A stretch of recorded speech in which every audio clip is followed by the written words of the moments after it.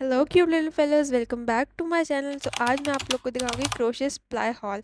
Basically all the crochet items which I am having. So these are yarns. These are basically all the yarns I got. So basically this is baby pink, this is royal blue, olive green, off white, it's like beige, it's like golden red, sky blue, light brown, orange, lime yellow, mustard yellow, purple, green, red, yellow, and lilac.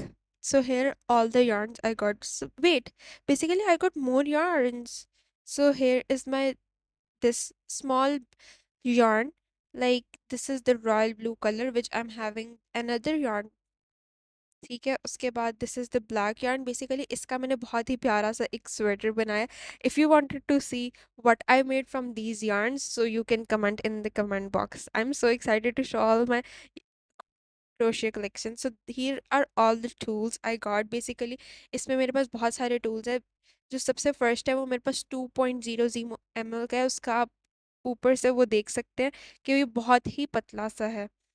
तो ये basically बहुत ही पतला काम करने के लिए, जैसे flowers making.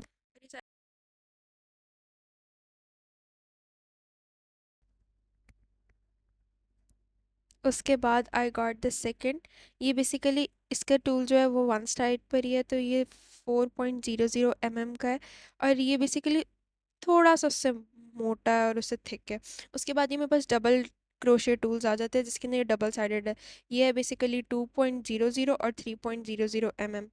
ये बेसिकली एक टूल में दो साइड्स होती हैं, जो भी मोस्टली क्रोशिया वर्कर्स को पता होता है. ये नेक्स्ट वन जो है ये 4.00 और 3.00 mm का टूल है. ये भी बेसिकली थिक होता है 2 और 3 से ज़्यादा थिक होता है 4. उसके बाद ये जो लास्ट वन है ये मेरे पास 5.00 mm और 6.00 mm का है. ये भी डबल साइडेड है और ये काफ़ी ज़्यादा मोटा होता है. इसमें बेसिकली ये मैंने स्वेटर बनाने में यूज़ किया था. ये काफ़ी थिक है और ये थिक yarn को आराम से वो असेंबल और कर सकते हैं. उसके बाद व्हाट वी नीड इज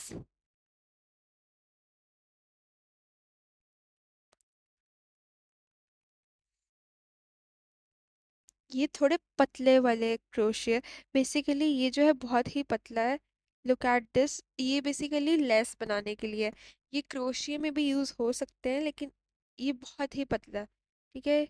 ये 12 उसका है और ये रोज ब्रांड का है. ठीक है. ये बेसिकली वन लाइन था. आप इसका टूल देख सकते हो. और ये वाला देखिए, ये वाला बहुत ही पतला है. ये तो दिख भी नहीं रहा इतना पतला है. और ये 11 इसका नंबर है.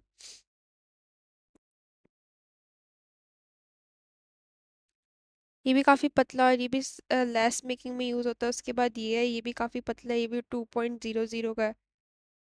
Look at it. ये कितना पतला है. ये बेसिकली जितने भी पतले फ्लावर मेकिंग वगैरह या रैंडम चीज़ें जो बनानी होती है ये उसमें यूज़ आते हैं. तो these are all things I got. I swear इसमें सिर्फ थिक वाले यूज़ आते हैं, पतले वाले इतने ज़्यादा यूज़ नहीं आते हैं.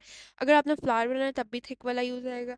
अगर आपने किसी किस्म का कुछ, अगर आपने प्लशी बनाना है उसमें भी थिक वाले ही यूज़ आएंगे. उसके बाद जो है ये मेरे पास थोड़े पाइप क्लीनर्स हैं.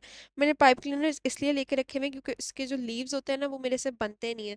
तो मैं मोस्टली पाइप क्लीनर, जो फ्लावर के लीव्स होते हैं ना, वो मैं यार्न से नहीं बनाती, मैं मोस्टली पाइप क्लीनर से बनाती हूँ. तो ये मेरे पास पाइप क्लीनर बहुत कम है लेकिन ये बहुत ही अच्छा कलर है लीव्स बनाने के लिए.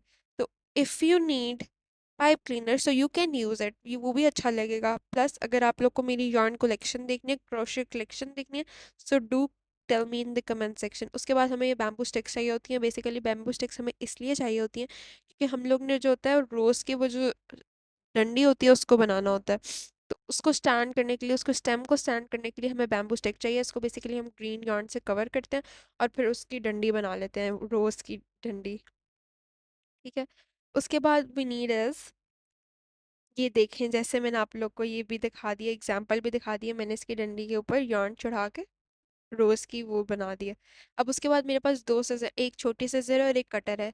बेसिकली ये छोटी सी सीजर से काम आती है, मोस्टली बड़ी सीजर्स नहीं काम आती जब भी हम क्रोशिया वगैरह का स्टफ कर रहे होते हैं. एंड लुक एट दिस, ये भी मैंने बनाया. अच्छा है ना. खैर. The other item is these two needles. Basically एक प्लास्टिक की है, एक मेटल की है. ये बेसिकली आखिर में इसको सुई करने के लिए यूज़ होती है. जब हम लोग ना फ्लावर की वो जो बीच में से रह जाती है, yarn की स्ट्रिंग रह जाती है, उसको सुई करने के लिए यूज़ होती है ये निडल्स. उसके बाद मेरे पास जो है वो हम लोग यूज़ करेंगे वो strings. These are the strings. मेरे पास दो टाइप की स्ट्रिंग्स है, एक है थोड़ी थिक वाली और एक है थोड़ी पतली वाली। जो थिक वाली है वो हम लोग मोस्टली स्टेम्स वगैरह या लीव्स वगैरह बनाने में यूज़ करते हैं, और जो पतली वाली है वो हम लोग ने, आप लोग ने देखा होगा लिली फ्लावर, हम लोग बेसिकली उसमें यूज़ करेंगे पतली वाली। सो ये मेरे पास फर्स्ट है, वाइट कलर में, थिक है ये थोड़ी, लाइक ये स्टेम मेकिंग में मोस्टली यूज हो जाती है। और जो सेकंड वाली है, let me show you, here is the second one, ये मोस्टली फ्लावर्स बनाने में यूज होती है ताकि फ्लावर की शेप खराब ना हो और फ्लावर की शेप बिल्कुल एग्जैक्ट। ये भी काफ़ी अच्छी है और काफ़ी इकोनॉमिकल भी है, ये भी आपको आराम से हर जगह से ही मिल जाएगी।